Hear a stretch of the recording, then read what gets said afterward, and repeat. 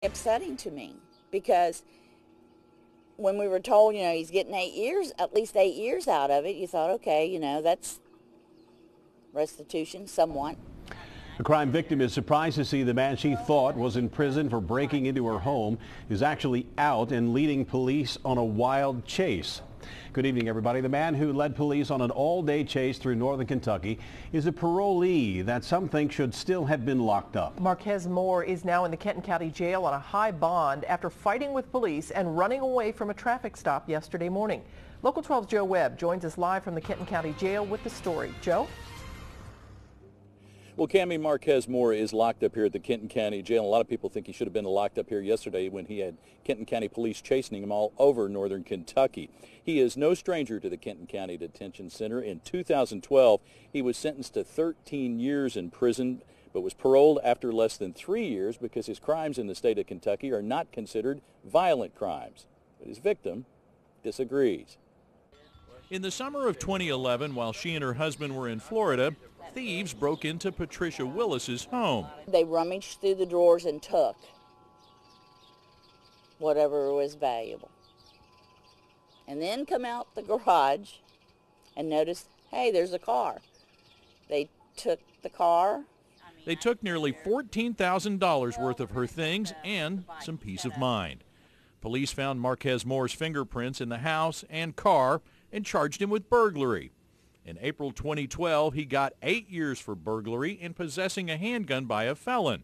And he was already on 5 years probation from a Campbell County charge of receiving stolen property. So 3 felonies in a very short period of time.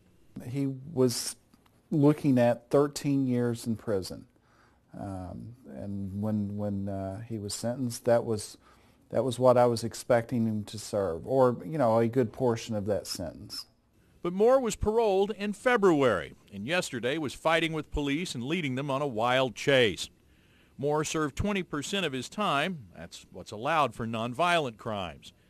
Jim Redwine was flabbergasted. Well, as a parole board, if you look at 3 crimes back to back, when you say justice, I don't think that's justice. If I'm the victim of that residential burglary, I'm not real happy about I would not be very happy about it. She is not. It's very upsetting. It scared me because, it's like they touched everything that was mine. I mean, they went through my underwear drawer, my, stuff like that. That's personal.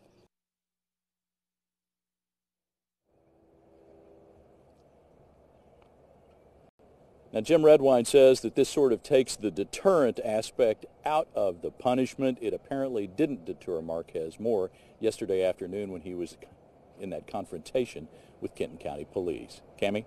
This just seems so wrong, Joe. Do you know, did the victim ever get the property back, or were they repaid in any way? Very little of it. They got the car back, but the car had been wrecked in the meantime.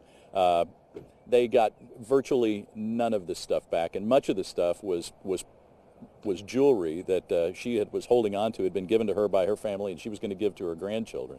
So yeah, it's just like everyone who gets burglarized. They steal more than the material stuff. It's the peace of mind and it's the sentimental value of the things, and she says it's changed her life. Yeah, well said. Joe, thank you. A judge set Marquez Moore's bond at $100,000 cash during his arraignment this morning. He'll be back in court for a preliminary hearing on Wednesday.